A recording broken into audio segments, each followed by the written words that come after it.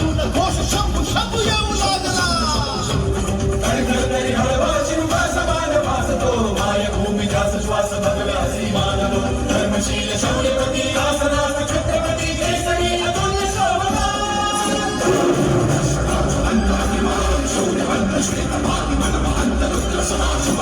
शास्त्रनीती कीर्तिमंत शौर्यवंत राजसी कुशाग्र बुद्धिवंत शोभना. प्रजाजनास रक्षण्या स्वराज्य सिद्धुराकणा पुनश्च तेज सूर्य लाभला.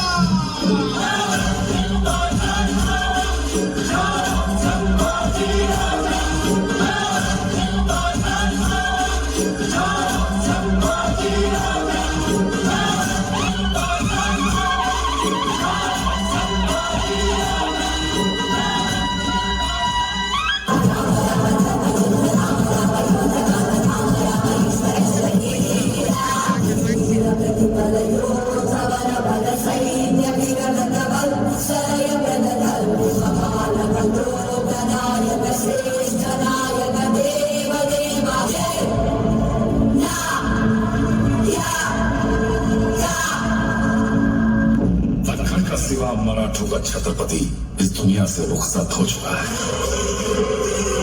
अब जल्दी मराठों की जमीन पर भी मुगलों का राज होगा. शेर नहीं रहा लेकिन छावा अभी भी जंगल में घूम रहा है.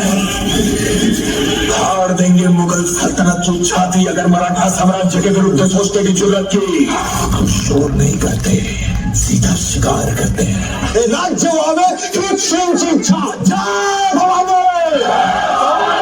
पार्वती पतये.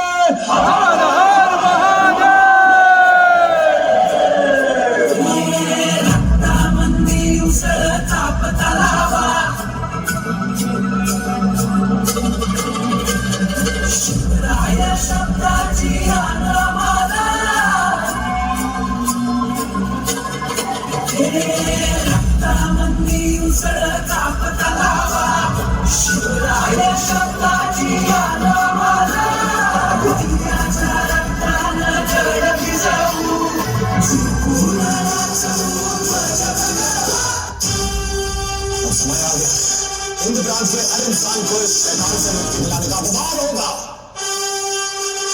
मराठों का अंत नहीं, मुगलों के विनाश की शुरुआत है.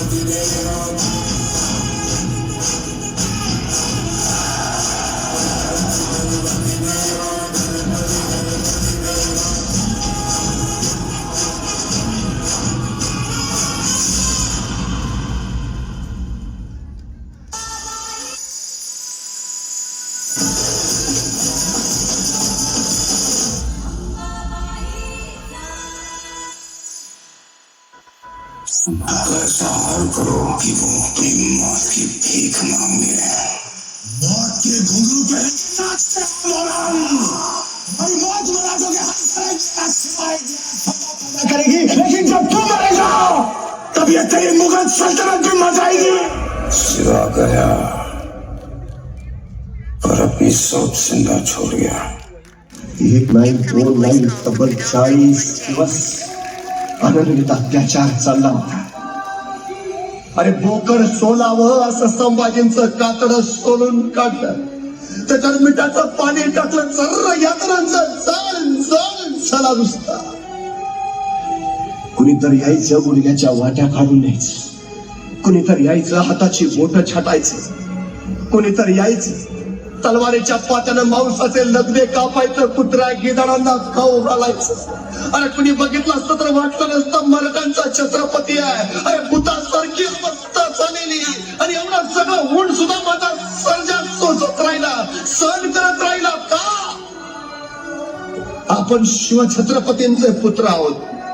या अस्मितेसाठी, स्वराज्यासाठी, राष्ट्रधर्मासाठी सहन करत राहिला.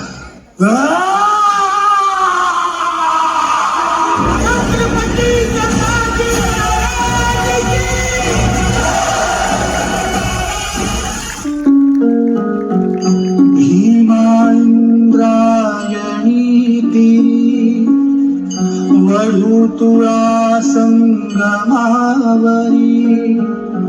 मृत्युंजय संभाजी पाहुन मृत्यू ही थिजला, बाळ इथे निजला शिवाचा, बाळ इथे निजला. जगदंबा